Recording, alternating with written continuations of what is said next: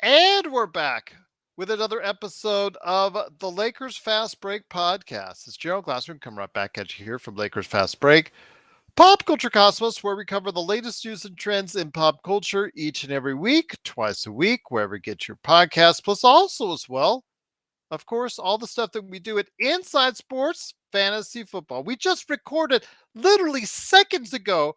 We just recorded a great episode with Magic Man Sean Grice and Chris Ardieri from the Domination Sports Nation.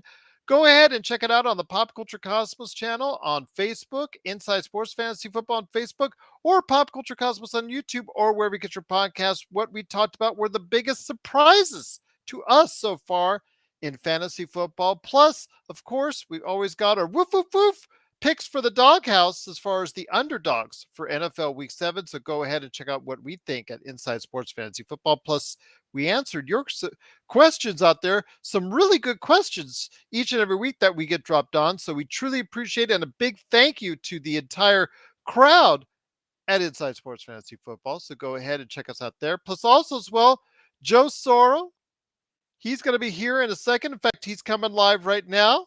Go ahead and check him out today at LakersBall.com. He's Ox1947 there. Plus, also as well, go ahead and check out what he does at Simblades, SimbladesWithAY.com. And he has a special announcement that I'm going to have him debut here in just a few moments on our live brand new merchandise site. So go ahead and hear all the skinny on that here in just a sec. Plus, also as well, of course, Lakerholics.com. Of course, the number one Lakers blogger that's out there, it is, of course, Laker Tom, and also as well, of course, my good friend, Mr. Jamie Sweet. Jamie Sweet, Mr. Five Things and Laker Tom. You can find them always at Lakerholics.com. Our good friends, Empire Jeff, he just finished a stream where he did some giveaways. Go ahead and check it out online right now at Empire Jeff TV and subscribe. Lakers in 5 was here in the chat to start off with. All right. Salute to you, Lakers in 5, and go ahead and check out what they're doing today at Lakers in 5 on YouTube. And of course, our good friend John McCallion, who's lost 70 pounds on his way to his goal of 130 pounds lost.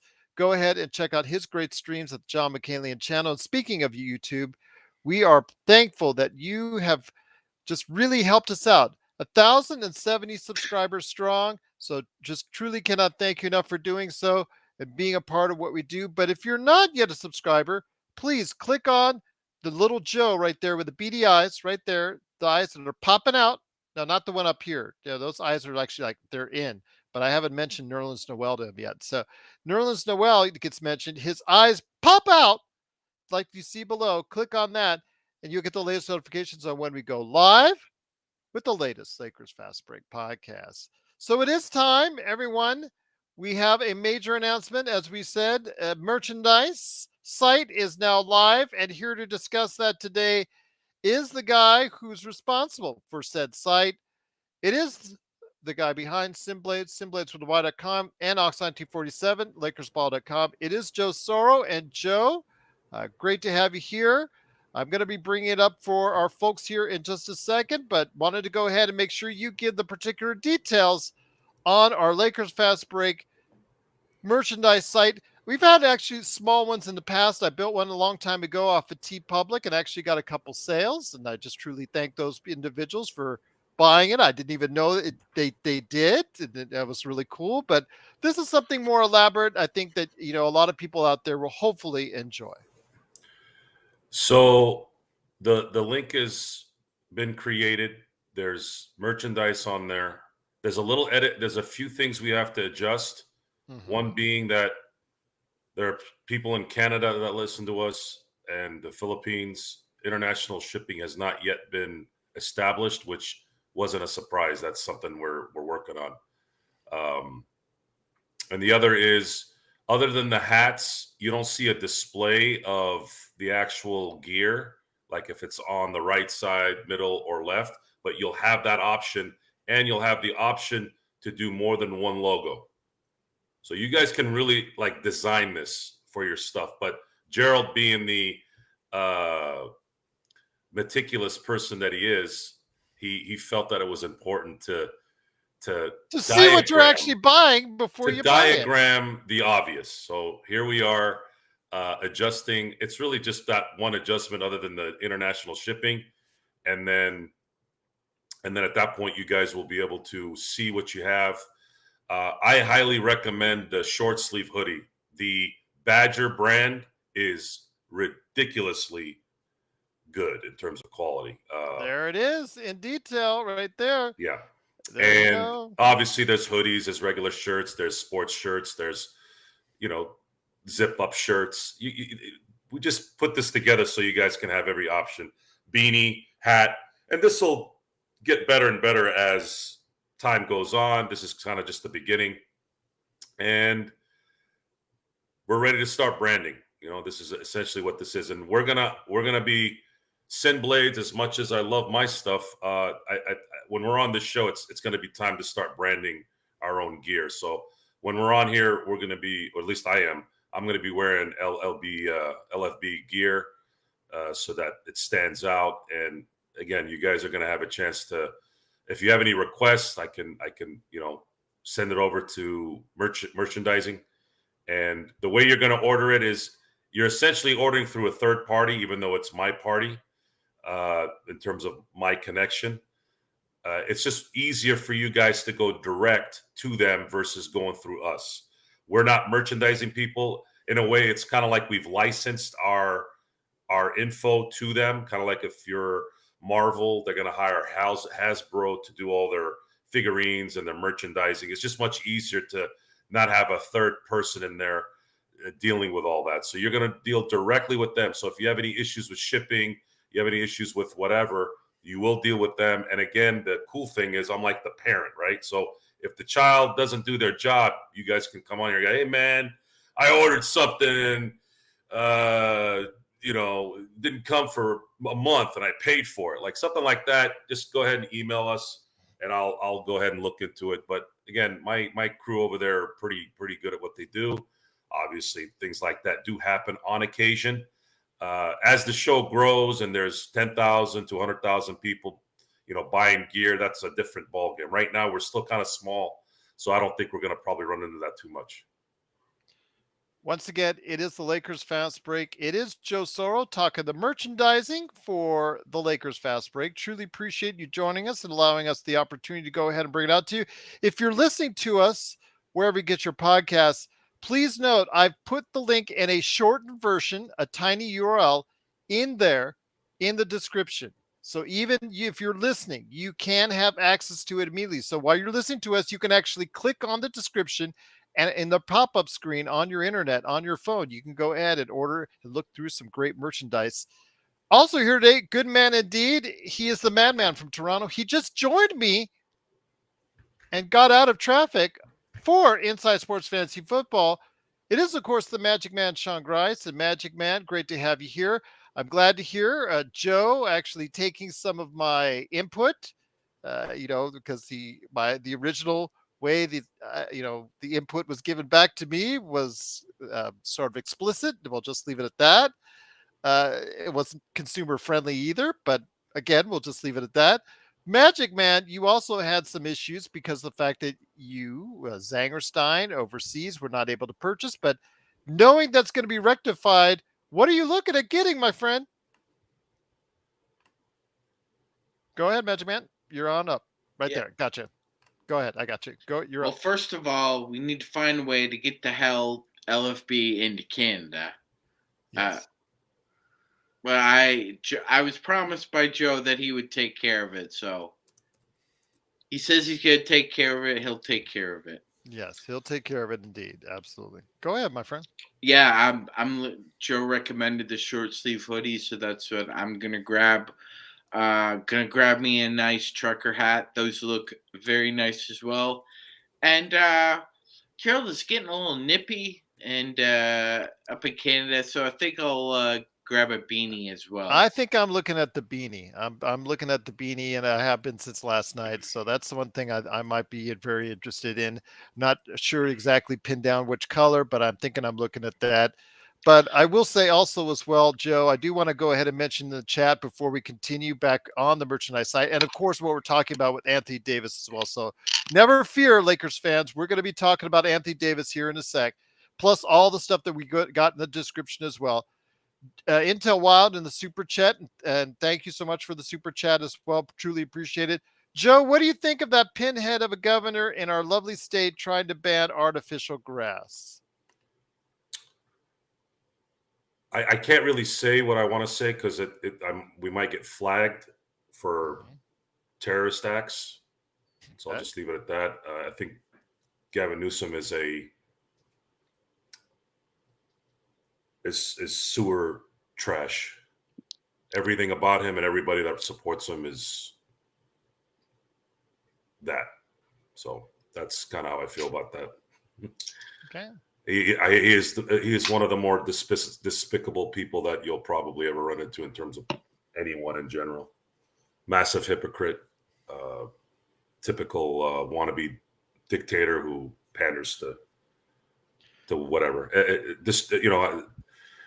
A state that wants to save water, and yet all of a sudden artificial turf turns into something where it causes cancer. That's an interesting thing. When you walk into a restaurant, there's a sign that says there are additives in this, establishment that could cause cancer. So are we going to close all the restaurants? And I'm also trying to figure out how you get cancer from plastic lawns. We don't put black rubber infill in the turf, and silica sand is you can use another option in terms of infill. So he's just a piece of garbage, and I wish him. I don't wish him well at all in any way. He's garbage, and this is just an added bonus to some of the garbage that he's been doing. I didn't like him before today when this came out. So I will say, if we're also going to go ahead down the road, I know that YouTube allows the fact that you have to work with them on certain entities that is for larger, more elaborate merchandising stores. And so we may do that in the future where we connect that. And also it maybe includes some of the phrases that Joe has said, or, some of the phrases that you guys want t-shirts down the road as well. So that's something that may come down the line with that. So we'll definitely look at that indeed. Although, you guys had some great suggestions over as far as that's concerned, but please, Joe has put a lot of effort into it. So please go ahead and do what you can to support us here at the Lakers Fast Break by going ahead and picking out a nice piece of merchandise right there, and we'd be very thankful if you did. And just truly from the bottom of our hearts, as we do with our super chats or any kudos that come our way, we're just truly appreciative of your time and truly thankful for anything that you do for us right here at the Lakers Fast Break. But I will go ahead and put this down. But again, the link is in the description, not only in this chat, but also in the description of this video. And going forward, it'll be in the description of all of our videos and all of our audio as well. So just want to make sure everybody notes that. But I also want to go ahead and mention that AD has been playing very well so far. What we've seen in exhibition season, he already looks like he's in regular season form. We talked about earlier in the week about where he's thought of in the realm of the ESPN top 100 players, Magic Man. So I'm going to ask you this. He's the number 10 player thought of in the NBA right now, according to the ESPN experts, just behind LeBron James. And I know Cool Bro says, yeah, it'd be cool if one of the other players gets an MVP like Davis or Austin, but I'm hoping the GOAT can get another one too. So he's still rooting for LeBron, and no fault in that. If it goes, either one goes to the Lakers, that means the Lakers have had an outstanding season. So whether LeBron gets it or AD gets it, that just means that we've had one hell of a season. But he is often talked about, and we don't know if he's going to actually go through it, about passing the torch, about saying, it's AD's turn. And with AD signing that big extension in the offseason, maybe it's about time we look in a different direction for maybe a primary in-season, regular season MVP candidate. And it may not just be LeBron this time around. It may be Anthony Davis. Joe has talked about it at length about Anthony Davis having to step up or needing to step up and, looking like he can step up to that level. Your thoughts on Anthony Davis and if he could become an MVP candidate this year? Yes, but it's going to be a long road because, as Joe was talking about, I believe it was yesterday, that you can have these conversations till the cows come home, and I mean it's interesting. So if he's like at the borderline of a top 10 player right now, that would mean that he would really have to outperform basically three peers: Joel Embiid, Giannis Antetokounmpo, and Nikola Jokic. All three of those guys, Gerald, have won MVPs. AD hasn't. So the smart money is on him. Probably having what he normally does is a very, very good to excellent year, with probably a touch of an injury that kept him out anywhere from 12 to 25 games. Let's hope that's not the case, but generally history has shown that's what a season of his looks like. So he would also have to outperform, his durability questions as well, Gerald.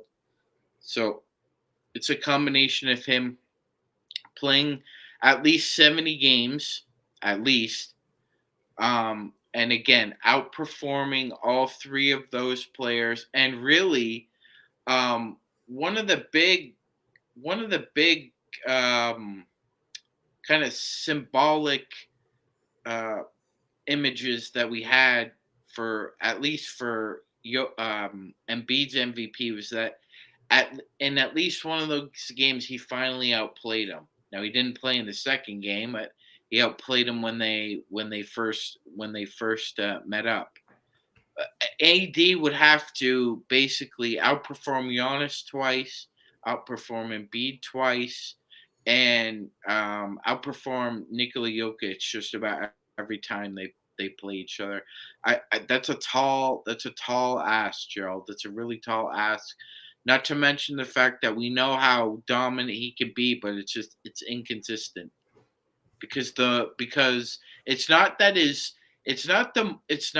the heart and the drive are passive, or he can't turn it up. It's just the intensity level is not hypo turbo drive, Gerald. It's not like a LeBron or KG where he could just turn it up and the temperature goes through the roof. It doesn't work that way with AD. He's usually on the same level. So it would also have to that the third tier of him being an MVP would be that intensity level increasing to a level we hadn't seen before either. If those three things happen, if those pillars kind of go on top of one another and it's strong, then I could definitely see him winning MVP. But that's a lot to ask.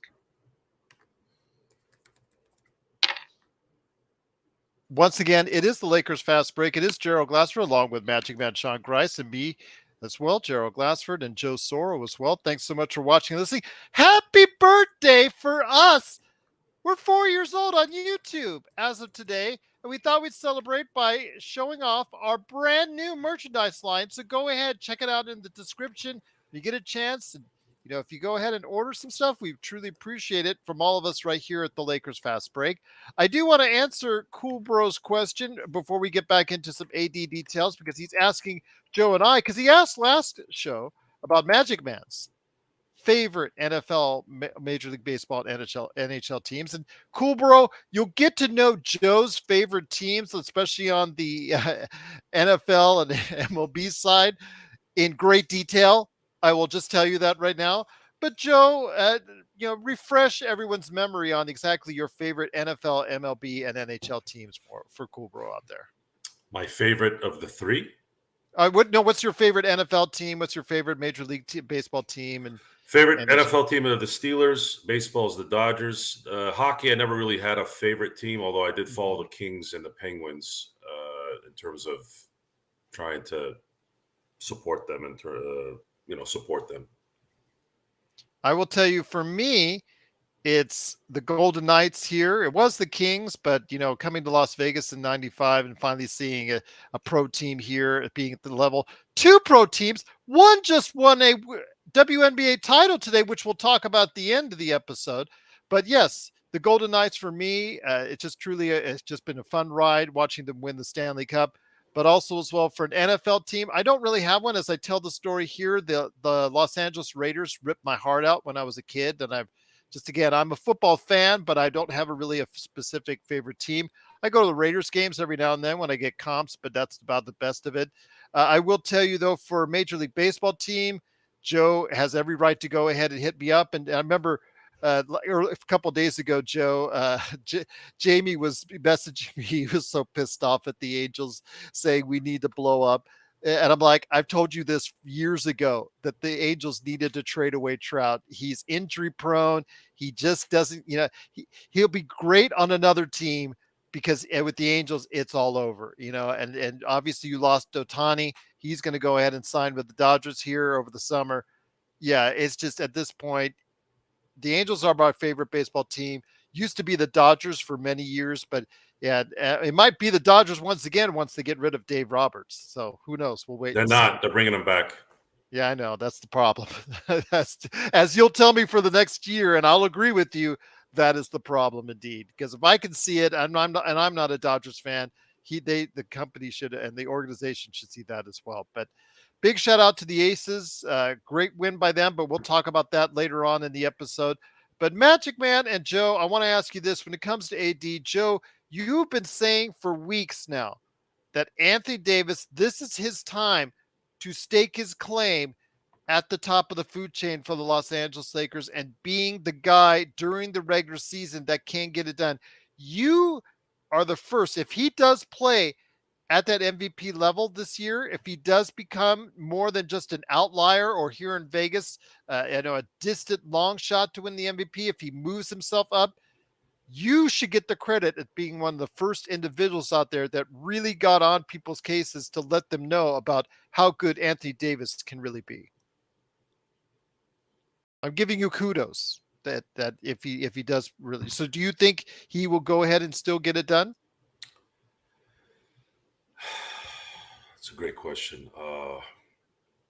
He's looked good this exhibition season. Really good. Anthony Davis, I think in 16 and 17, played a good amount of games.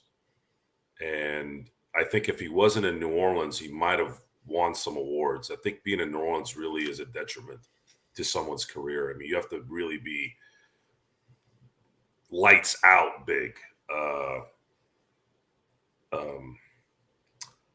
If Anthony Davis plays 70 to 75 games, he's probably winning either an MVP or a Defensive Player of the Year award. One of those. If he plays, and I'm trying to think what would make him not play 10 to 7 games. That's the other question too. I don't know. I don't know what that would do. I don't know where he wouldn't play. But for a team analysis, if he plays 70 to 75 games, it's very likely the Lakers are probably a 1 or 2 seed. So that's the part where his value when he plays is immense. LeBron, immense. That's why they made it to the Western Conference Finals last year. These guys, their game translates to wins. It's just we haven't been able to get them healthy and able on a complete team situation for the last 3 years. That's why I'm confused with some of the prognostications. I'm like, if you guys have paid attention to this thing, you wouldn't be thinking these guys are going to stink. Now, if you're telling us they're going to win 45 games because you're anticipating LeBron and AD being injured for 20 to 25 games, okay, I'll buy that. But they did that last year with a terrible number 3 guy that was not translating into wins, and they still won 47 games. So that doesn't make sense. How are they going to be worse with a better team? That doesn't make sense to me. If you're anticipating that they're going to get injured, then that's like saying, well, I'm going to pick the Lions to go all the way, but we know the Lions. Okay, well, I'm talking about the Detroit Lions. I'm like, well, what are you doing there? You're kind of waffling your BS. Either you make it or you don't. Okay. Every team that has a star player or two, whatever, is going to go down when their players go down. So what does that even mean? We're making these assessments based off them playing, not, oh, well, LeBron's going to get injured in December and AD is going to stop playing hard in January. Is that the assessment? You should just don't do an assessment. Just say, look, I don't trust the Lakers to be healthy. I don't know what the hell is going to happen. If they're healthy, it's this. If they're not, it's that. But you can say that about anyone. So I'm basing my analysis on them being healthy because that's what you do. This is, how it works. If they're healthy throughout the year where they're playing 70 games, let's say, at least the main two, then these guys are going to be a top 4 seed, top 3 seed, no matter what, because there's just too much talent there. And that's kind of where I'm at. And AD plays an integral part because his skill set is one of the more unique ones in the league. And I'd like to think that it's time for him to have that year. This is the year. Let's see if this is going to be the year.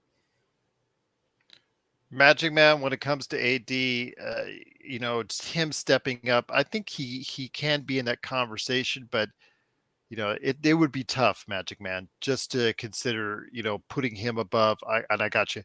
Nikola Jokic, Joel Embiid, but also guys, like one of the Phoenix guys like Booker or Durant. Also as well, you got to consider now that Damian Lillard is in Milwaukee, him and Giannis Antetokounmpo, those two will probably be splitting votes. The guys in Phoenix will be splitting the votes as I'm thinking about it now. Clippers, if they revive themselves from the dead and actually have two their stars actually play more than 65 games, which I don't think is possible, or probably more like combined 65 games, but okay, whatever. They might be splitting votes themselves. So again, all these teams have splitting votes. The problem with the Lakers, if the Lakers have a great season and they have pretty good health, that means LeBron and AD are both playing at either at an MVP or almost MVP like level, splitting those votes up as well. Yeah, Joe. There's probably gonna definitely be a lot of lines split as far as like who's clear cut MVP. I still think it's Stay awake, Magic Man. Stay awake, says Weinstein. Okay, yeah, I'd like to address this first of all. Well, he doesn't know you're on the East Coast. Yeah, no. Well, yeah, no, I am. But brand if you look, brand new viewer, be nice, brand new viewer, and thank you for watching. Thank you. Yes, no. I know it looks like I may be sleepy or drowsy, but if you, for those who are new, please go back and watch the original Fast Break, the original first video that you were Gerald in the dark, made. Man. I was in the dark. I was doing some clips today trying to make a collage, and I got one from the 2020 World Championships, and you actually look like a stalker in the dark, my friend. My gosh, it's kind of scary. I know. I had to work on my lighting. We had to get it right, but eventually we did.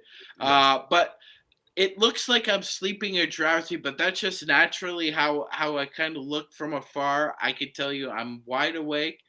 Joe and I have been accused already of sleeping on a couple times this month already, so no worries about that, my friend. But when it gets back to LeBron and AD, I have a feeling if they have a great season and have decent health, I think they are going to split some votes. So it's going to be harder for AD to win. Definitely, Joe. I was going to say, let's be honest. It's probably fair to say that Nikola should probably be heading towards probably his 4th MVP in a row. He should have won it last year. We all know this, but it went to Crybaby of the Year. Mm-hmm.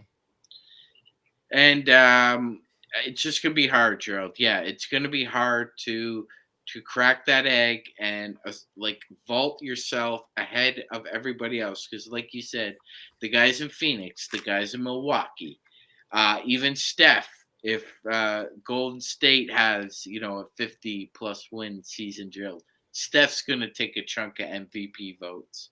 So, Gerald, the MVP winner this year, Gerald, might not win the first place votes. They might end up getting a lot of second place votes, and that's how they're going to end up winning it.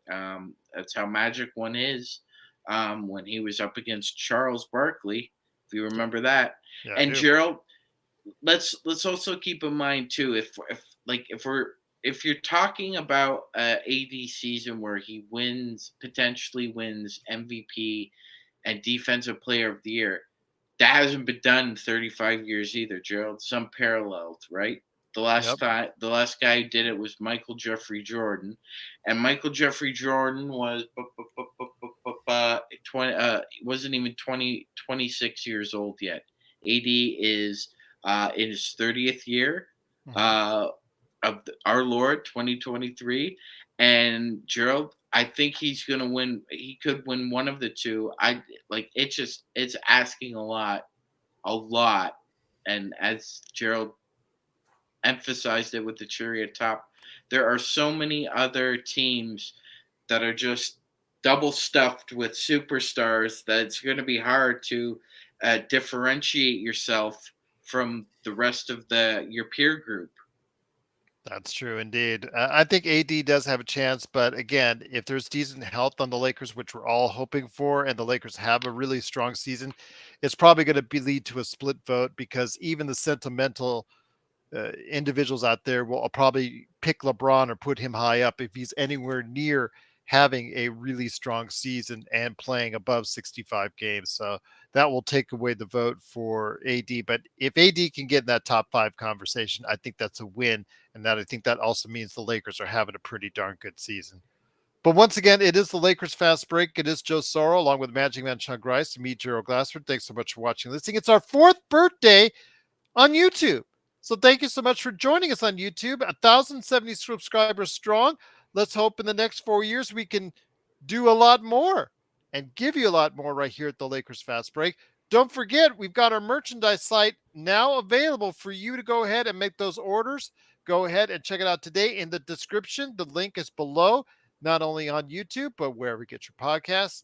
Joe, I guess the scuttlebutt in our chat mentioned by Dante and Intel wanted to know the scuttlebutt on some comments. Michael Cooper was saying how angry he was and a little bit pissy. And I don't want to be too hard on Michael Cooper because he did so many great things for us. Oh no, Gerald! You know what? Don't be at all. It's like what All right, like he was a little bit. yeah, He was like a get little. off my lawn. Like you gotta go goose Yes, gossage. You gotta be yeah. that. He was. Come on, He, Coop. We all love you, Coop. it's Don't the be a exhibition prickhead. season. Don't be a It's the prickhead, Coop. Yes, it's the exhibition season. LeBron was eating. He's already in street clothes, and I guess Michael Cooper took exception to it, calling it unprofessional. It is. It is, guys. I saw him drinking wine on the bench a few times. I think it's extremely tacky.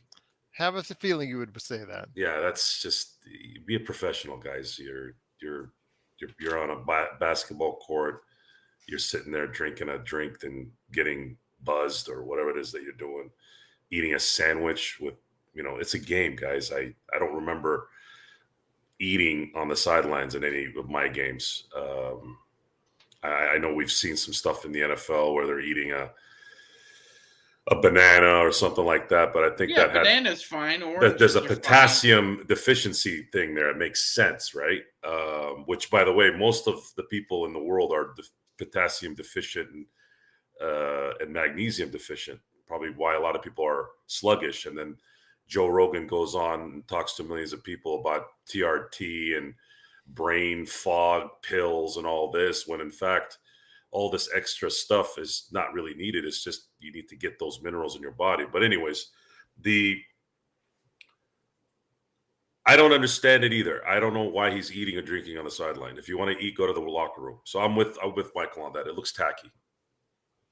Okay, but again, to me, I didn't make a big deal about exhibition season. It's not a big deal. Yes, Mark Sanchez did eat a hot dog, but that's because Mark Sanchez is a hot dog. And it's just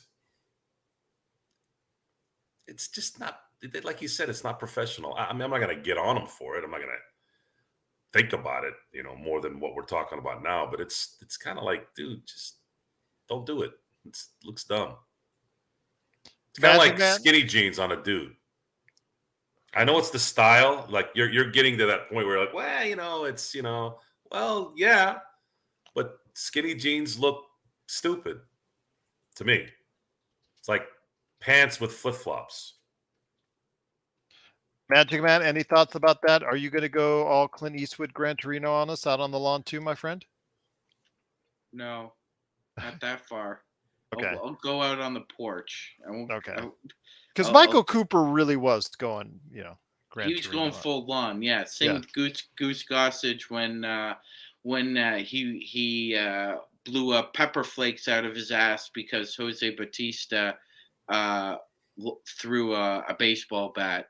I disagree with Joe a little bit there. I think a lot of these guys are getting a little pissy. Although at the same time, I do agree with Joe when he counters that by saying, well, LeBron kind of eating on the sidelines kind of tacky too. I agree with that. That you're trying something there and it didn't work, so I wouldn't try it again. It's like look, Gerald, I get it. He's a lot of cachet, a lot of respect. Do you know the soccer player Kaku, Gerald? Yes. Did you hear what he had to say about LeBron earlier this week? Yes, I believe I did. Yes. So throughout all the trials and tribulations, LeBron's he always takes shots. LeBron just always takes shots. Yeah, and but it works both ways, right? I'm flinching when shots are fired, and I'm flinching when you can't clap back. So, we agreed with it at the time when we saw it. It's like, what the hell is he doing? What this isn't like. I get it. You're trying to be avant-garde, but that's like Joe was saying. It's a little tacky. Little tacky. That's okay. I can get both sides. Tacky. I can get both sides. It's exhibition season, but yeah, I can get both sides of it. And I understand it's not professional, and I'm not going to harp on too much. In many ways, Michael Cooper's fine, but really, does he have to go that far? You guys, we have to stop this get off our lawn stuff every time there's something dumb going on. Joe, it's coming from the end. I had a discussion the other day about mumble rap. Okay, look, I'm not going to criticize. That would be a good conversation to hear. Well, the thing is, right away it gets into the boomer side. I'm like, it has nothing to do with being a boomer. I can't understand what they're saying. It has nothing to do with I'm not with it. I am with it. I like good music. Taylor Swift's not my cup of tea, but her music's good, right? It is. She's a great musician. So it's like, grow a goddamn brain, people. I can't understand. What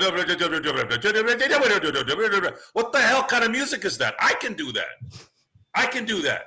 That's not talent. And anyone who listens to it, God bless them, but it's stupid. Just like I said about skinny jeans. That's the style now, right? I want you guys to imagine me in skinny jeans. What? Am I going to be with it, or are you guys going to crack on me? I really don't understand why skinny jeans are a thing in the West. We're so fat as a society. I don't understand it. Like, what did I want? I can barely wear slacks without having to Jeff, you came every 5 minutes. Taylor Swift, mumble rap, and skinny jeans. That's basically what you came and walked in. Oh man, that was at mid rant. That was epic. That was epic. To Macy's. You wonder why malls aren't working anymore. I'm sitting there looking at whatever the hell is on there. I'm going, who the hell looks like this? Oh man! And isn't that the whole thing? Like, doesn't that defeat the purpose, though? Yeah, we're gonna go mall walking, but we're gonna go to the Cinnabon first, and then we're gonna get like a double, triple latte coffee, and those extra sugar. Those 1,800 carbs. We're going to be able to work those off in about the 20-minute walk we do, or like it's 15. Well, if you wear them here in Vegas, you can work off the calories. I don't wear skinny jeans. I don't wear jeans, period. But yeah, I would imagine if you want to go ahead and do that, yeah, there you go. Oh, this was a segment that. Yep. So Jeff, Empire Jeff TV, please go ahead and subscribe today. Empire Jeff Yes, TV. please. I'll get you the AD question for us. AD, do you think he can take it to the next level? We're saying he can to an MVP level, but the problem is if all health is there, then LeBron is and the Lakers are having a good record. That means LeBron and AD are both playing well. So the divisive votes would be out there as far as taking away from each other. But we do feel that AD can play at an MVP like level. I'm just trying to gather my thoughts after what I entered to, but Skinny jeans, my friend. yeah, Skinny jeans. Absolutely, yeah, and I kind of split the difference on that. So if I'm looking at, I think there's 5 contenders, right? I think it's the Lakers, I think it's Denver, I think it's Phoenix, I think it's Milwaukee, I think it's Boston. I think that's a consensus. I don't think there's a bunch of people who have more than that or less than that, really, in my mind. So if you're looking at that, every one of those guys have 2 guys. So if they're going to have everyone canceling each other out, then who's going to win? Shea. So my thing is, looking at it, if you're looking at all those teams who are going to be contending for a championship and media is going to be on those teams all year. When I look at the offense and defensive side of what Anthony Davis can do in a revenge season, in a healthy season, if he comes with it, and probably the most focused and locked in I've ever seen him, I think if all duos play great, AD gets it in my mind. Because I think the media is looking for him to have a year like that. They've been begging for it. They've been begging for him to play. Once again, my puppy is a terrorist, and I apologize. But if he delivers on that season, I think he gets it. Because again, I think the media wants him to. They've been calling him out. They've been pushing him. I think they're ready to hand him his flowers and bouquets and roses and whatever he deserves. If he shows up, shows out, and plays north of 65 games, I think he gets it. I think he has a chance for MVP and Defensive Player of the Year. I think he's coming for every award possible this year. Don't know what he actually gets, but I'm talking All NBA. I'm talking MVP. I'm talking Defensive Player of the Year, defensive team. I'm telling you, AD is coming on a bounty this year. I really feel it. It just feels like it. But so, yes. I disagree with you. The fact that that's only if AD and LeBron are both healthy. If they're both playing 65, 70 games and the Lakers are 50 plus wins, that means both are playing really good basketball. And even if AD is playing at an MVP-like level, you know LeBron, the sentimentality, 21 years, blah, blah, blah, blah, you know the rest. A lot of the people in the media would have a tendency to, if not they give him the vote, they would make it sure that he be high up as well, along with AD, maybe taking away some of that vote. It's just, I don't know if the media gives him another MVP. I think they've been there, done that. I think every time he's had a chance over the last handful of years, he hasn't. So I think the media has moved on from voting him MVP. That's just my opinion, but I get what you're coming from, and I agree. If they're both, if the Lakers I have them as 55 wins. A little ambitious, I get it, but if they have that win, then yeah, it means those two are playing crazy. Or in a perfect world, if LeBron does decide, which I still don't think is going to happen, but if LeBron decides to take a slight step backwards and get his points lower, and the depth starts playing great, and AD takes the torch, then yeah, I think he absolutely can. You mean do as he actually said in the media day and all that stuff, which you and I all know is like just hot air. Solomon Hill cost LeBron his last season and a potential MVP. That's why he punched the chair. Yeah, he was probably the favorite that year. He wasn't so mad about what Hill did. It was looking forward and realizing, that's it. I'm not going to qualify for it. But and Jeff's right. He was like, at that point, it was kind of neck and neck. But LeBron had the inside pull. He was pulling away. The media after the "I want my respect too" speech at the finals. Jeff, I think Jeff's right. Yeah. But I think that. Just my opinion. I could be 100% wrong, and I might be, but I just feel that LeBron's MVP window, as far as from the media, I think is closed. Okay, fair enough indeed. Once again, it's the Lakers Fast Break. It is Empire Jeff TV. Joe Soro, aka Oxide 247. Hey, not only was John Stockton ahead of his time. Well, let me set it up for you, man. Let me set it up, please, Sean. Good God, man, I'm trying to set it up. That's why it's a super chat. It's there. I'm going to go ahead and set it up. Remember, we have an audio audience. Want to make sure. And also Magic Man, Sean Grice. Thanks so much for watching and listening. Go ahead and check out our merchandise line. It's waiting for you. The description is in the chat. The real easy link to get to is right there for you. But Intel Wild, Joe says, and Magic Man can also interject on this now, that Intel Wild in the super chat, and thank you so much for doing so, says John Stockton was ahead of his time. He was wearing skinny shorts in the 1980s. Getting back to our skinny But those jeans weren't conversation. skinny; they were Short, short. They were yeah. really short. They were short. Magic had those too, man. Magic was 6'9" with those shorts. It was ridiculous. They looked like gold diapers. Like it was crazy, man. Yeah, and it's like it would be really weird too, pulling up in short shorts in a minivan because those seats just naturally just ride the pants up Oh, even my God. further. So With that 80s leather. so I mean, like, and come on, they weren't even culotte. They weren't even like culotte short. We're talking like halfway between, your upper thigh and your freaking knee. All right, so let's go ahead and move on because search and destroy our best, absolutely best moderator that's out there for us here. At the best But Lakers chat Gerald, from he Lakers was Fast kind of Break. He ahead of wants his. us to move on. He was kind of ahead of his time too with the minivan as well. You're not wearing skinny jeans now, are you, Serge? Okay, I hope not. Just wanted to ask to make sure. But before we head on out, much to discuss, including a signing today by the Lakers. What? What's this that's going on? A signing by the Lakers? So, Magic Man, could you enlighten us a little bit more about the signing of Lewis King, 6'7" forward? Bounced around a little bit in the league so far, but what enticed the Lakers, do you think, to sign Lewis King to most likely what is an Exhibition 10 contract? Jared, it looks like they really liked his production with the Delaware G League team. 16 points, 5 boards, 4 assists, almost 40% from beyond the arc. Just a little background: he won the G League championship game MVP for the Sacramento Kings a couple of years ago. Yeah, Gerald, he's bounced around a little bit. As you said, it's like an Exhibit 10, basically a tryout to see how we can mix in with Maxwell Lewis and Jalen Hood-Schifino, who are probably going to be teammates of his. An Exhibit 10 can lead to something else, Gerald. It can lead to you being out of the league. This is really all Lewis King, 24 years old. Gerald, like we talked about in the chat, nothing to write home about, but you just keep an eye on him. You never know. Isaiah Roby, forward center, was waived today, I believe, by the Knicks, if I'm not mistaken. That's correct. You had some interest in him. Does that pique your interest even more now, guys?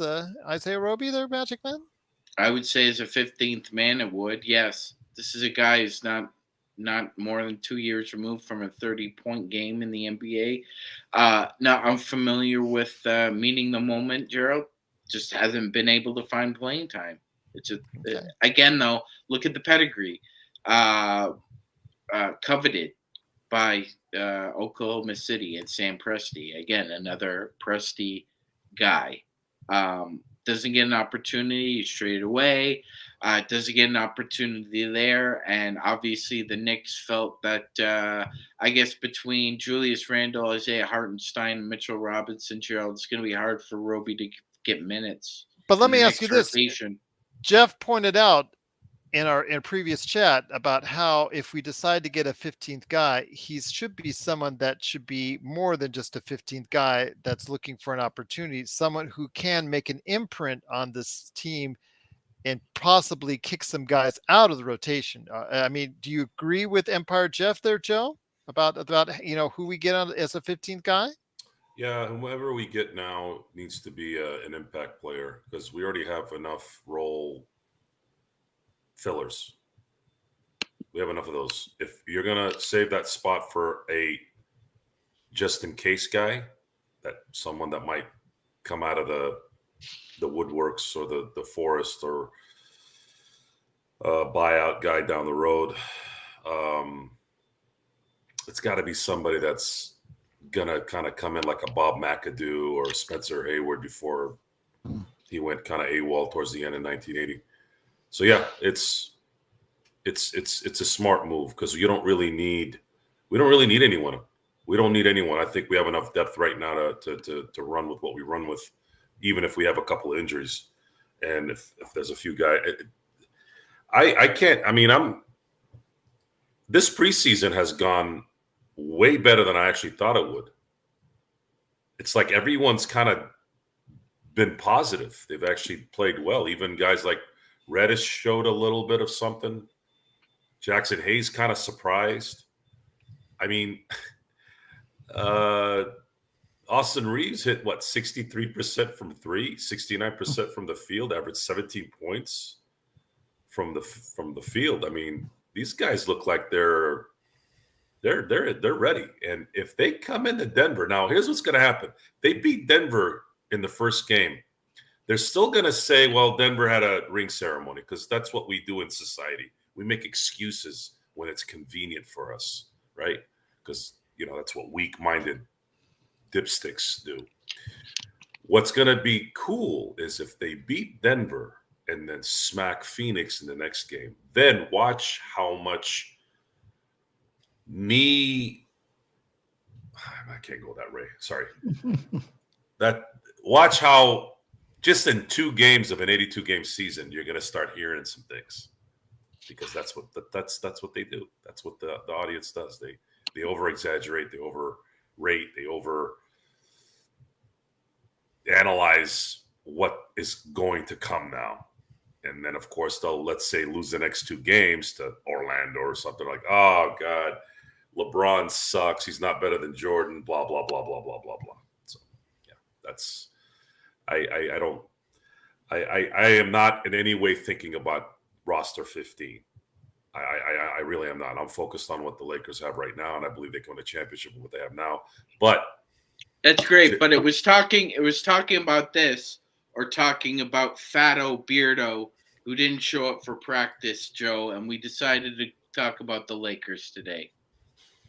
Fatso Beardo can be talked about another time. This is something talking about James Harden. You want to? I know he's talking about. Fatso Beardo. This particular problem is something that they made a major mistake not handling. Now, I don't think I remember anyone really being this obnoxious. Do you guys remember anybody being this obnoxious? Simmons wasn't exactly a piece of cake either when he was doing his thing. Okay. No, not to the length of what he's going to get out of cities. Like, have guys that haven't worked out multiple locations, but not to this level. Jay Cutler comes to mind. The last one I remember, he was he was quarterback for Denver. He was just like, I ain't staying in Denver. I ain't staying in Denver. That was the last time I saw this much malice from a player wanting to get out of wherever he is. And at this point, it's too late. They already signed the CBA. They need to fix this problem. They need to say, look, if you're not going to participate and you sign a contract, you're not getting paid. You're going to get. I'm sure he's getting fined, right? He's getting fined. Well, they had a grievance with Simmons where he wasn't making money. It was more than a fine. He wasn't getting paid. But he did get his money back at the end when they sent his lawyers, right? Yeah, Philly kind of gave in at the end because there was a trade that they thought at the time worked out for him. So did it. But this one's going to be I think it'll be a little bit different. But you're right. Once they kind of sat down, they worked through that. But that was Ben Simmons' first trade demand. It was after his coach came out and basically said didn't know if he should be there. So that wasn't entirely on Simmons. This thing with Harden, this is his 3rd straight team that he's done this at, and he's forced his way out of 3 straight teams. So I'm not sure what can be done other than just like finding him. But I don't know how you stop this in the future. Guys continue to do it.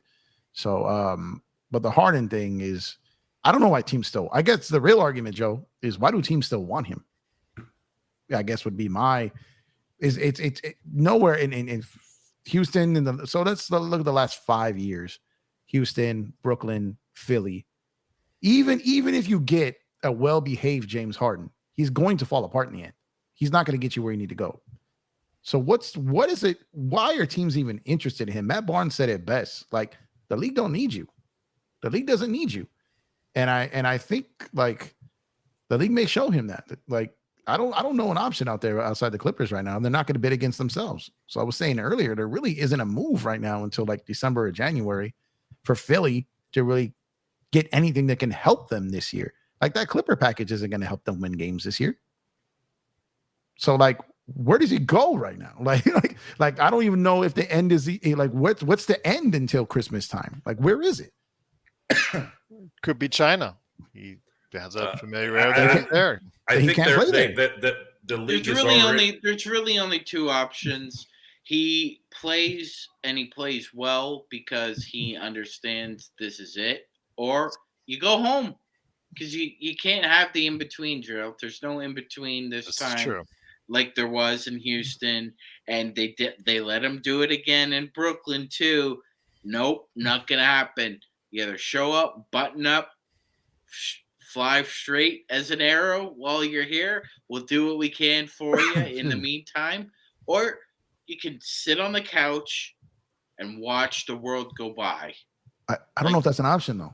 Because I think the player participation, they ruled there's a Well, layer they could in that. they could do it voluntarily, Jeff. The Sixers as an organization could basically send him home. That's They their right. they took that away. They call like the John Wall one where they just basically sent him home and he was capable to play. And there's a Can't do layer that in the anymore, player Sean. there's a layer in the player participation a lot of people didn't cover. No one really talked about it, but it's that direct scenario is in there. If he's healthy, they cannot send him home. Yeah, They no, can't. if it like that's a provision, right?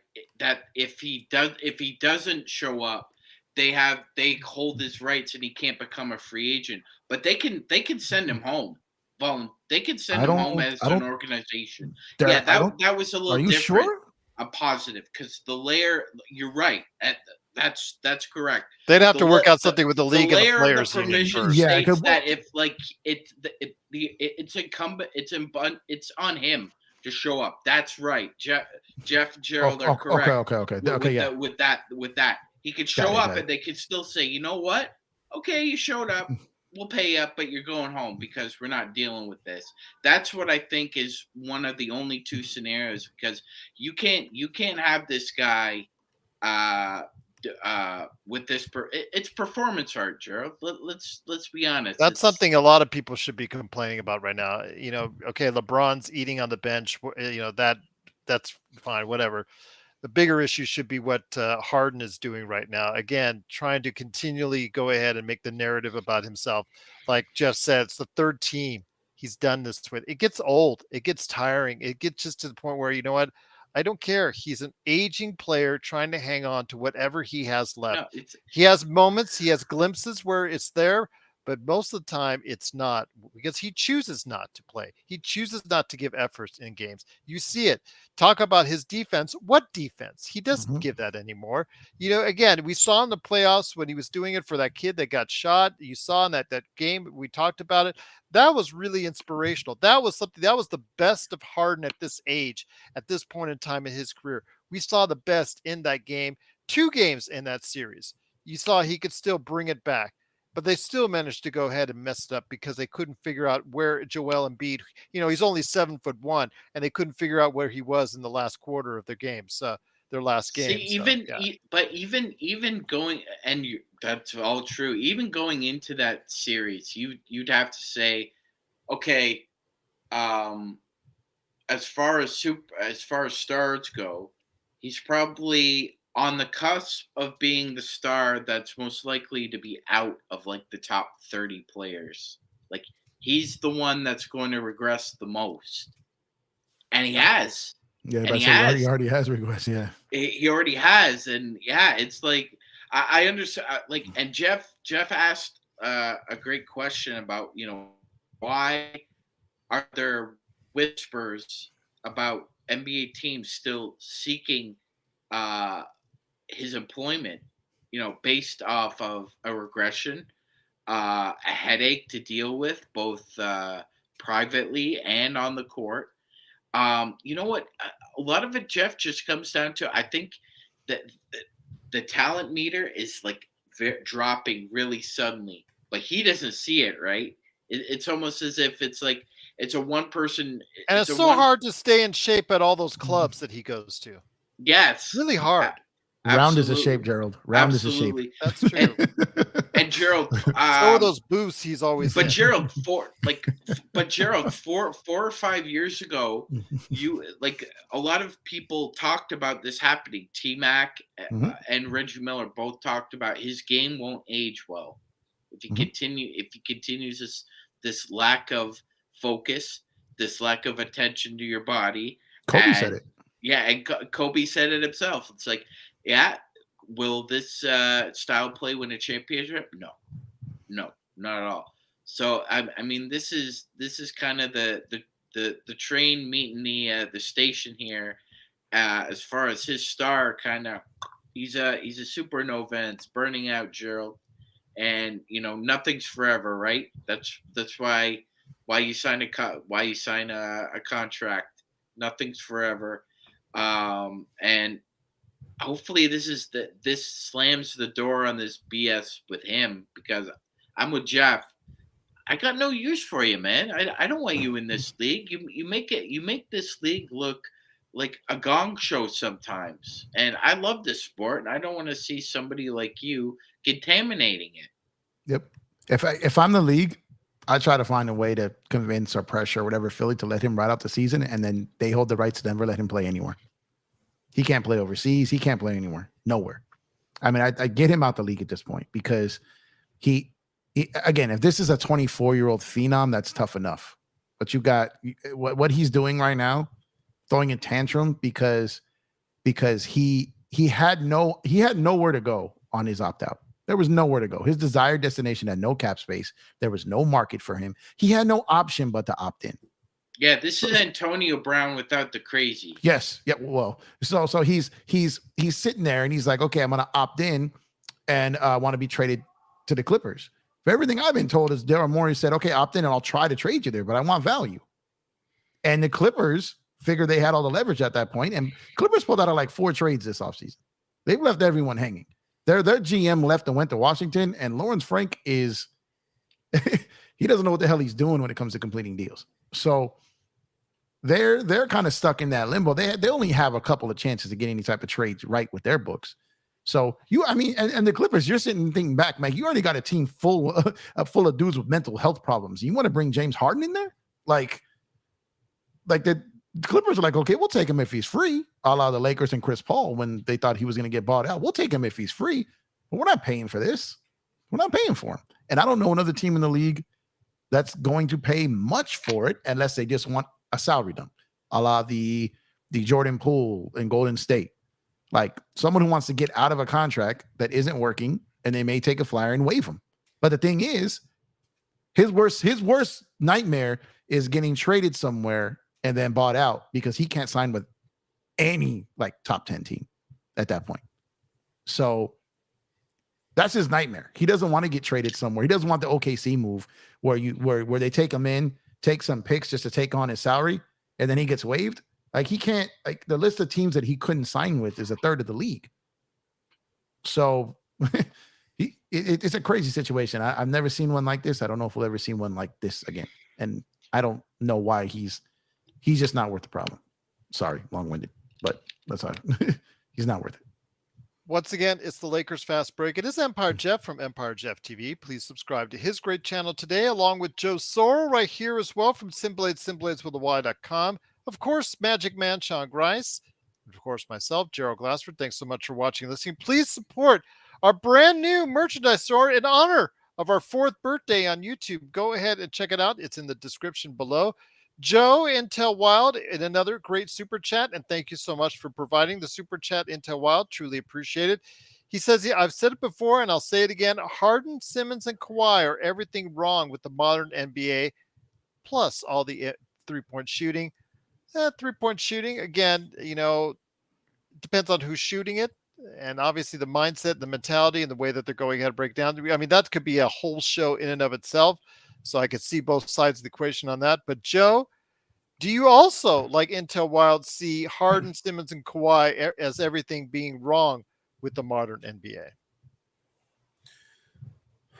We have these problems with the current. So if you want to go to the boomer mindset, there's always been a reputation of the diva athlete, the diva actor, the prima donna, right? They're always going to be there. The reason why they're always going to be there is because these guys have had their butts kissed since probably when they were 14, 15, and they're used to getting exactly what they want. And in this day and age, they're making more money than ever before. Money that is so astronomically huge. It's hard to kind of soak in the fact that you're paying someone to put a ball in a hoop for 40 million, 50 million, 60 million a year, right? So it just keeps getting worse. Now, James Harden has given a very clear message who he was twice, and Philly did not look at that as a problem. So they should be able to eat this the way they're eating it. And the NBA and Adam Silver, and I've been an Adam Silver supporter for a long time until recently. I think he's been really dropping the ball a lot the last few years, ever since COVID, really. And he needs to start really going back to being a little bit more stealthy with his decision making. I think you're giving these guys way too much. It's too much now at this point. It's too much, but we had a chance to fix some things this last year, but they decided to just sign the deal anyway. And I know why they did it, because they want to have the CBA not be getting in the way of the new TV contracts. I get it, but here's the problem. And maybe Adam Silver says, well, this is a unique case, right? This is a unique case. Ben Simmons, 2 guys in the last few years. It's not an epidemic. It's fine. I'm not going to react like Roger Goodell. One bad call in an NFC Championship game. Now you changed 50 rules, right? So I get that. But the problem is this is not going to stop. You're going to start seeing the Ben Simmons, the James Hardens turn into 4 and 6 and 8 guys. And it doesn't matter if you give these guys $100 million a year. They're still going to be greedy, and they're still going to be entitled to still want to go where they want.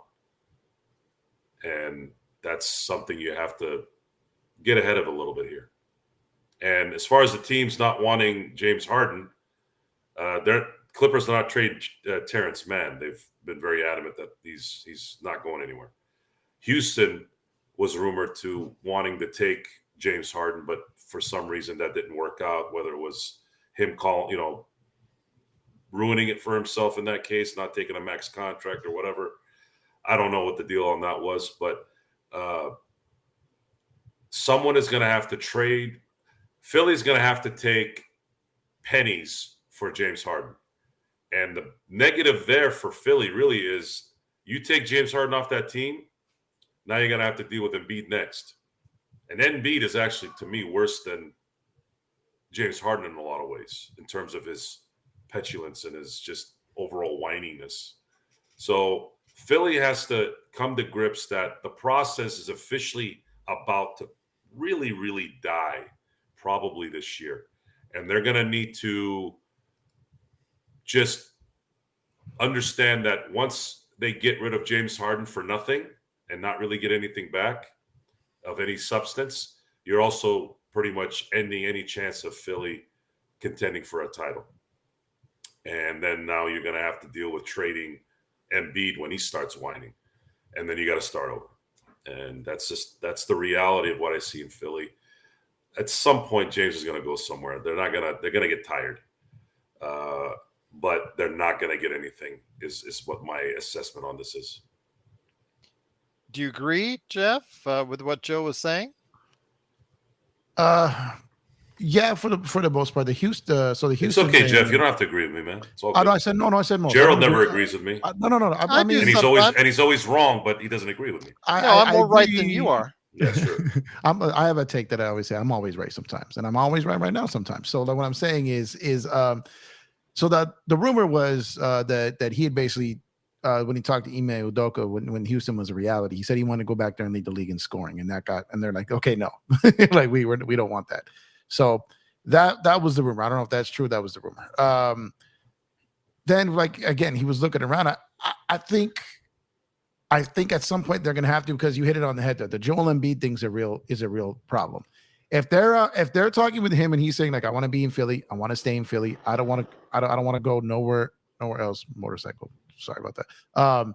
If he doesn't want to go anywhere else and he says, look, do what you got to do, get the best deal you can from him, I'm willing to hold on to him.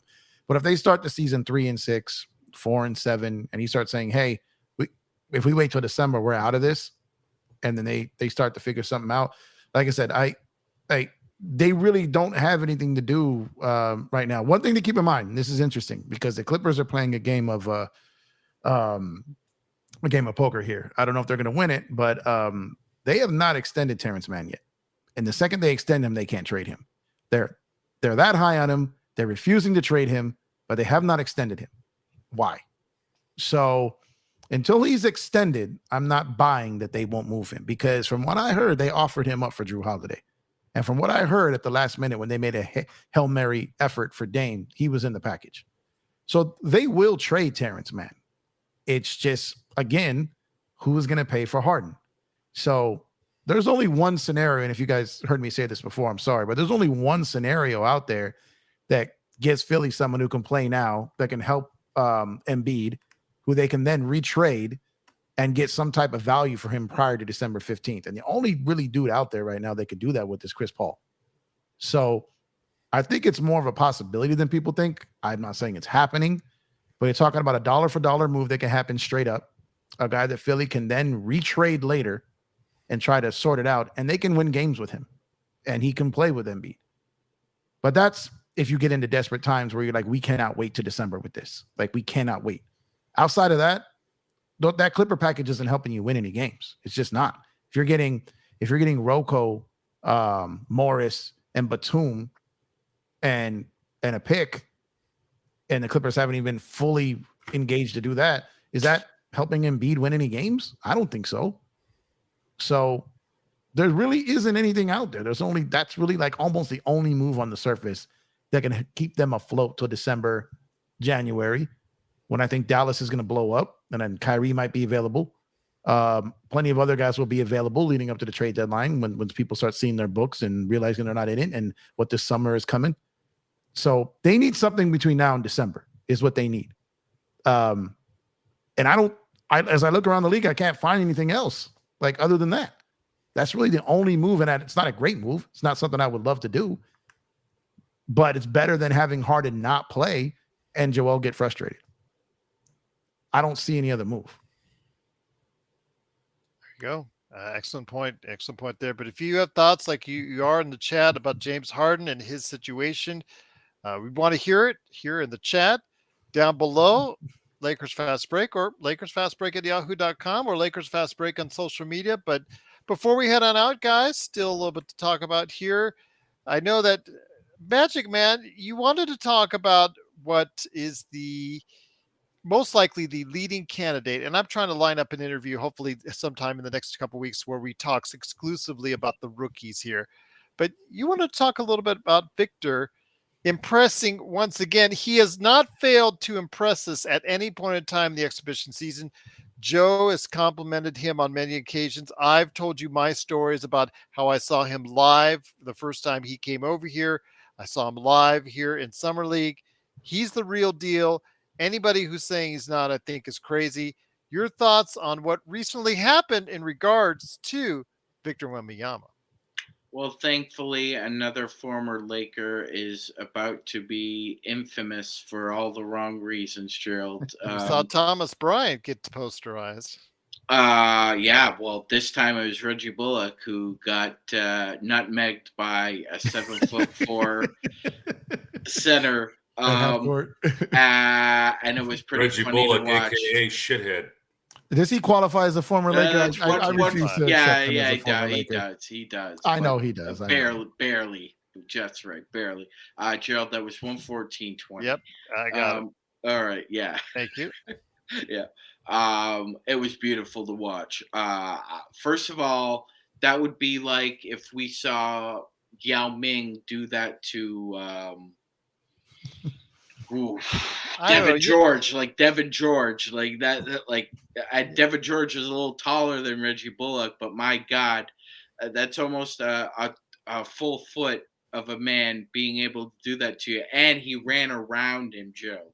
He managed to get around him as well, which was more impressive than the actual length of Dowsum to actually throw the ball between his legs and run for the fast break. It was incredible. Just another. Yeah, no, not a good way. Like it's different when a 6 foot dude with burners does it like Trey, but when you're 7'4" and you're tall as a tree, and and you can do that to somebody who's a foot shorter than you are, that's not fair, Gerald. No, not fair at all. And we're going to see a lot more of that upcoming in the season. I tell you what, it's between him or Chet for the rookie of the year. But barring any health issues, Joe, I really think it's Victor's to go ahead. And it's going to be one of those times where the number one pick, far away one of the best prospects we've seen in quite some time, live up to all the hype and all the potential that he has. Yeah, we'll see if that jackhole head coach in San Antonio tries to turn him into a cupcake. But health is wealth. Those big That's- guys that's with those the- long extremities. Yeah, so Agreed. we're gonna hear that a Statistics are lot. not in his favor. No, hopefully the No, French. he's gonna figure probably out end the up limit. playing 50 games because he's saving them for the next 80 years, right? Well, no, we're just That talking what about the talk is. the statistics though. of injury for guys above 7 feet tall. Okay, if you're or worried about 7'1". getting injured, then you might as well just stay home. Seriously, I'm about done with this discussion. Seriously, if you're Well, gonna if he go gets into injured, every he will be goddamn staying game, home. if you're gonna go into every freaking game worried about getting hurt, then just stay home. Just stay home. I'm sick and tired of hearing this garbage. There's an 82 game season for a reason. Okay, you're 19 years old. When I was 19, I ran marathons backwards and still played 10 games of basketball. Uphill, both Okay. ways, in the snow. Yeah, exactly. Right. And these are professional athletes with the best medical, best therapist, best everything, and it's still a discussion that keeps going on. I'll tell you what, What runners? really good. He's what going to runners be a did really you good one. use? I was exaggerating running a marathon backwards, by the way. What runners Just did barely. you use? He was only exaggerating by using the word marathon. But He did run a marathon. I've played backwards. 5. And the backwards deal. I've played 5 and 7 and 8 basketball games, though. That I've done in a day. That's happened. But and what I meant by that is I've done enough stuff throughout the day where I still had enough energy to go play do other things again. And I'm not even a professional athlete. I'm just over this discussion. I really am. That's the one good thing that Adam Silver has done is implement these. These guys have to start playing. So I'm looking forward to seeing how that kind of develops. It's just Wemby's not held to that. That's the thing. That's funny that the team who created load management is not going to be policed by it because there's no one on the team that qualifies for the player participation rules, including Wemby. So if they want to, and I agree with you, Joe, 100%. I agree with you in a vacuum, but it's just the way the league are and the way the Spurs are, which is why I think that Chet or Scoot has a chance for Rookie of the Year because they may space him out. And it's a little different when you got a guy of that length with that ability. And like Gerald said, the statistics and the history of men that size, it's problematic, and their bodies are not meant to do. Humans aren't meant to be that big, let alone play these games. So I understand it to a point, but I think the Spurs are thinking like, okay, we're not playing for anything this year. We don't want this. We don't want to destroy him early. I wish he played all 82. I really do. But you sit back and look to some of these guys. You like maybe if Thibodeau didn't run Derrick Rose into the ground out the gate, maybe he would have had totally different career, different body style, different. But his body could not handle the torque. Zion's body couldn't handle the torque. So it's just, is Wemby going to be able to withstand the NBA grind, and is his body not going to do what like most of and bigs have problems with their lower extremities. The bigger they are, the more problems they have in those areas. So if you're talking about the prospect that they said literally, how much money did they say Jordan lost on the sale of the Hornets by not getting Wemby? The number was ridiculous. So you got that type of quote unquote prospect. I think he still did okay, Jeff. He did. But the number they said on what he would have made if they got him, which he probably wouldn't have sold. But it's just different. He would have let it ride out a couple more years. Yeah, that's what I'm saying. Yeah, merchandising. So they're looking at it like I don't know if they're even looking at this from a winning standpoint. I think they're looking at this from a monetizing standpoint. And if he tears something his first year, you damage that reality. So I don't know. I agree with you though, Joe. I do as far as my heart of hearts, but no. You watch this game as much as we do. You know there's going to be some foolery with it, and they're gonna and Pop is going to do something. Oh yeah, absolutely, no doubt about that. And maybe we'll be fortunate enough one day for us to call him out and it be public, because I would love to do that. So would I. Getting under Popovich's skin wouldn't take more than maybe 5 seconds. I just never seen him and Donald Sutherland in the same room at the same time. Just tell me you're a sideline reporter. How about that? I'm not a sideline reporter. It's a joke. I'm the truth serum.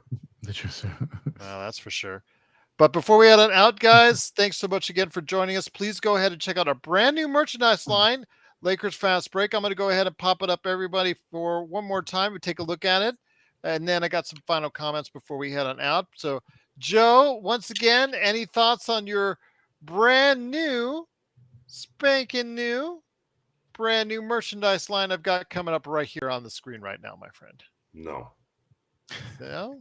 All right. That's the way to set it up and knock it out as far as get those people running towards our Lakers Fast Break shop. All right. I'll say something since maybe some of the people came in late.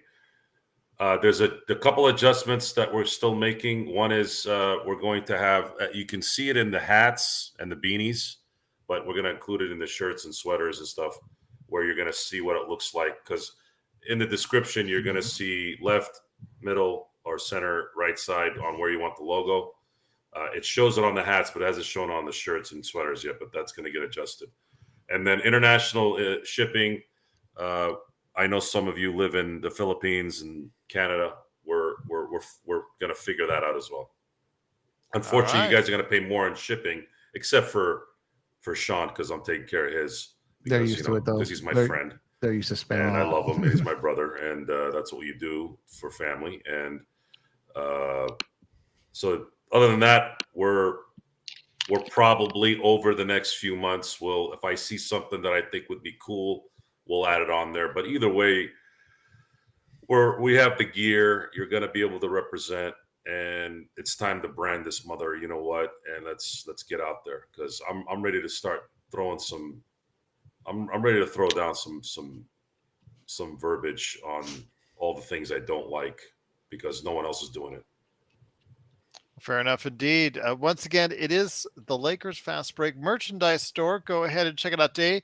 The shortened link, the tiny URL, is in the description. It's not a big old long description. You can just copy and paste or just click on it. It'll take you right to the store. So go ahead and let us know what you get. Let us know. We'd love to hear it. We'd love to see it. Send us photos on social media, whatever you want to do. So we can email LakersFastBreak@yahoo.com. But Sean, last words and final words for you, my friend, on this. I know Joe doesn't really want to talk about it, so I won't indulge him too much on it, but he might take a snide comment or two. The WNBA Finals ended tonight with a dramatic second half comeback for the Las Vegas Aces. See, you knew he would. And I will say, my friend, it was a great comeback. They came from 12 points down in the second half, down two of their best players. All the credit in the world to Becky Hammon, coach of the Las Vegas Aces, and the great team that she had. Aja Wilson, just absolutely. Asia Wilson, just truly tremendous in that second half. A lot of clutch plays, and they won 70-69 over the Liberty, a team many, including Sean Grice and Megan Price on this show, favored, with me in the minority saying that the Aces will win. So any last thoughts on this, my friend? Gerald is a minority now. That is such horseradish from you, Gerald. That is such. He said a horseradish. That is such horseradish. You got to admit, there's most of the analysts were picking the Liberty. Gerald, there's a reason why the word analyst starts with ANAL. There we go. Magic Man. Okay. Yeah, no, I'm saying horseradish. Magic Man was on the fence, but he leaned over to the Liberty side. For Megan this was series, really I did, but that was based on a lot of the momentum they created, Gerald. They did win 3 out of 4 against the Aces in New York. Yeah. But good at like man, it was a very competitive fourth quarter. It At was. least the WNBA can say that because that's kind of what they were hoping for. At least another competitive fourth quarter effort. And Gerald, Kelsey Plum and Brianna Stewart stunk up the joint. Both Yep. shot a combined 5 for 29. That's not good. It's like John Stark's Game 7 like. But Not the good. decision making at the very end, at the last play of the Didn't game, to yeah, go ahead Brianna when you're Stewart only down and one to take a 3-pointer. yeah, I didn't understand that. Like Brianna Stewart's doubled and she passes out. It's like, come on. She took the bronze shot. I know you're the MVP Only and down you're one. doubled and you pass out. Come on. Akeem wouldn't have done that. And you had a player underneath who could have scored an easy layup. Yes, that's it. I think it was Jean-Paul Jones who was just underneath there. Just give me the ball. It's unfortunate, Gerald, but he's in every ball in the paint, the layup. Okay, so as we're moving forward here, absolutely, yeah. So I mean, bunch of women are gonna hate me now. Sorry, Sean.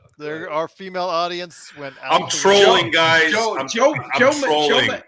I think the jig is up. Joe may act like a chauvinist, ladies and gentlemen, but he is a girl dad. Joe is actually a hopeless romantic. It's got its course. It's got its course. I got daughters, guys. I'm totally with it. Believe me, I'm just messing around with you guys. But yeah, Gerald, it was a competitive series for at least 3 out of the 4 games in the fourth quarter. I think obviously they're They still got a long way to go. And yeah, they do. Wild, you see comments like that in the super chat, much appreciated. But he says, WNBA, what? Didn't know they were still playing. If the league can't survive on its own, let it go into Chapter 11. I mean, the crowds still weren't there. My daughter went to one of the games this series, and yeah, it wasn't a packed house there. It was pretty good, but not a full house for what WNBA Finals game. It should have been sold out, and all the games should have been sold out, and they weren't. So, yeah, and the ratings, I'm sure, will obviously. And by the way, Gerald, as far as the Liberty want to move away from MSG and the Knicks, that New York stink just can't rub off because that's 0-5 now in the finals for the Liberty. I wish the WNBA all the best of luck. I'm rooting for the WNBA as far as to succeed as a league, but the numbers bear out. It is going to be a challenge for them, to say the least. Jeff, any thoughts, my friend, before we head on out? No, just thanks for having me again. Appreciate it. And congrats on your guys' YouTube birthday there. And congrats on launching the site. I will definitely be ordering something soon. Absolutely. Joe, any thoughts, my friend? You don't have to talk about the WNBA if you don't want to, but I have a feeling you want to just drop another snide comment before we head on out. Snide. Nah. Okay. I did enough today. You did enough today, absolutely. But at least you got to go ahead and talk really good, really well about the brand new merchandising site. Yeah, it's definitely been a constant adjustment to what we want our image to be, and more is coming to the shows. I'm working. The next thing I'm working on now that's going to be the fun part. The fun part is going to be when the unleashing of the next thing is going to, that's going to be the one I really get some good stuff in. I mean, I'm not saying that merchandising isn't good, but this thing's going to get better. The production value is going to get better, and there's going to be a little bit more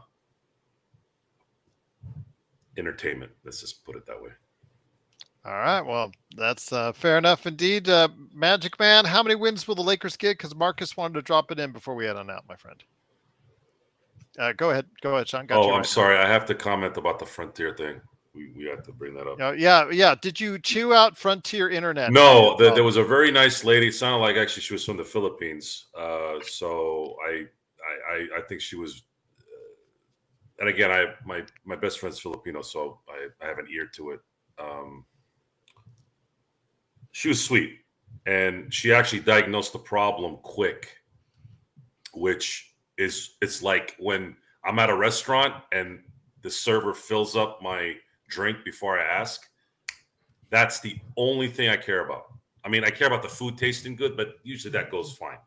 But if my server fills up my cup without me asking, that's usually right away she's going to get tipped really, really well. So when I got on the phone call, I was on hold for about maybe a minute or two, and then I told her, I said, "Look, I'm very savvy with modems and routers and all this." I go, "I have done everything." And then she came back right away. She's like, "I checked everything from your equipment. It's the box outside. I'm sending somebody out there tomorrow between 1 and 5. I was just like, damn, that's how you handle business, baby. Right away. Fast and efficient. Fast and efficient. She refilled your cup. So she refilled my cup, and they're going to probably take out whatever is back there, because she was saying it kept turning off. Matter of fact, it's turned off a few times while we've been on air, but for some reason I've been able to stay connected, which is what's weird. But that's going to get replaced is my guess, and the problem will be gone. But she solved it quick. Oh, that's good to hear. That's so good. I have no complaints. I'm not going to yell at. You were great today. No issues today. I don't yell at anybody. I'm not going to yell at people for no reason, guys. I don't get on the calls and berate people. The only time I'll berate them is if they say something stupid on the phone, which doesn't happen all the time. It's happened before, but that's it. So getting back to Marcus's question real quick, Magic Man, you said how many wins for the Lakers this season? Yeah, I'm going, low end 47, Jarrell, and the high end, I think we're looking at 50. What we've been talking about all summer. I got 50. Go ahead, Joe. What are you thinking? 52. And Jeff's got 55, right, Jeff? Double nickel, baby. 55. Let's get it. If they get 55, they'll be they'll for There'll sure be a 2 seed, probably a 1. Maybe a 1. Probably a 1 and 80 MVP. Double nickel, 80 MVP. Oh man, if 80 is an MVP, it's over. I'm telling you right now. I'm gonna die on that hill. I don't know why. Well, that's a good hill to die on. If he's MVP, Jeff, he probably wins Defensive Player of the Year too. He'll do a Giannis. Coming for everything. I'm telling you right now. He's coming for everything. Yeah. If he plays 70 games, he'll get it. AD is not just coming out here doing this. AD is also out here auditioning for the next star. Just trust me. AD is locked in for this 5-year run, and I think it's going to be a good one. And I'm telling you guys, this is why the Lakers are the best. They extended him when they probably shouldn't have, according to what they've seen. But they said, you know what? They think like their pops, man. Their pops was always a step ahead of everybody. Take care of their own. People don't understand. I mean, you got a little bit of the glimpse from Winning Time, but it was even better. You're talking about there was a guy, it's the perfect blend. And I even explained this in my own life. Like, there's analytics, there's a numbers game, but there's also the gut, what the gut tells you. And if you can put those things together, you can really dominate your profession. To put that in perspective, what you have, let's say with the Dodgers, they only have numbers. They have no guts. They're spineless, just like their manager, just like their GM. And I feel like I'm being mean on that, but they are. They're spineless. They're cowardly because they don't have the balls to end what's not effing working. They're going to spend this winter. Big. Guys like, the problem is the one guy that I was excited about them getting, unfortunately, isn't going to pitch, and we need goddamn pitching. They're going to spend on pitching. They're going to spend on pitching. They're going to spend on pitching. They got a big number coming off the books in the pitching. I don't know if I'm as excited about what's going to be available this summer as everyone else is. But anyways,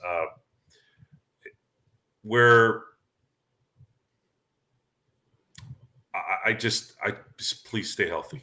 That's all I ask. Yeah, stay healthy, please. Marcus asks, "Hey Gerald, do you think Christian Wood going to be the Lakers' secret weapon throughout the season?" I've been watching Christian Wood since UNLV. I've watched him since he was a 15th man on the Detroit Pistons roster. He is the wild card in this whole situation. And no, not Magic. Giannis too. Sorry to interrupt you. Yeah, no worries. But also as well, just go ahead, Magic. No, he won. I believe he won Defensive Player of the Year in 20, and then he won MVP in 19. I don't think No, he won in 20. He was back to back. I don't think so. I think he did get No, both no, in 1 year. I'll have to I think he double did. check. For some reason, that's. Let me check real quick. I could just tell you, Joe and Laker Tom are really high on Christian Wood being an We integral know Laker part. Tom is high. Yes, and Christian Wood sometimes is high, according to Mark Cuban as well. But I would do say Christian Wood is a wild card. Yeah, and 1920. I mean, sometimes Yeah, I don't know. It just depends. 1920. How much can he commit to the defensive end? Yeah, Is he going to 29-20. commit anything to the Only defense? 3 guys to do that. Only 3 guys to do that ever. The best team he's ever been on. So will he go ahead and sacrifice for the good of the team? We'll wait and see. Because a lot of money is riding on the line, and also a good portion of the Lakers season as well. But for Magic Man, Sean Grice, of course, Joe Soro as well. Simblades with a Y.com, and LakersBall.com as Ox1947. Empire Jeff TV right there for you on YouTube. Please subscribe today to get his latest shows. In fact, he just dropped one earlier tonight with a bunch of giveaways, so go ahead and check it out earlier tonight. Empire Jeff TV. Subscribe today on YouTube. It's Gerald Glassford. Thank you so much for watching and listening. We did, John and I, along with my good friend Chris Ardieri, Inside Sports Fantasy Football. So if you're into fantasy football, check out the episode right now on the Pop Culture Cosmos YouTube channel or wherever you get your podcasts. Again, thanks so much for watching and listening. We'll be back tomorrow, 7 p.m. in Palm Springs. The Lakers and the Suns closing out the exhibition season. Playback.tv/Lakers Fast Break. Join us there for the live watch party. And then, of course, after the game, the best Lakers chat room and the best Lakers post game can be found right here. Appreciate it, Marcus. Thank you. New sub. Thank you so much for doing so. Right here at the Lakers Fast Break Podcast.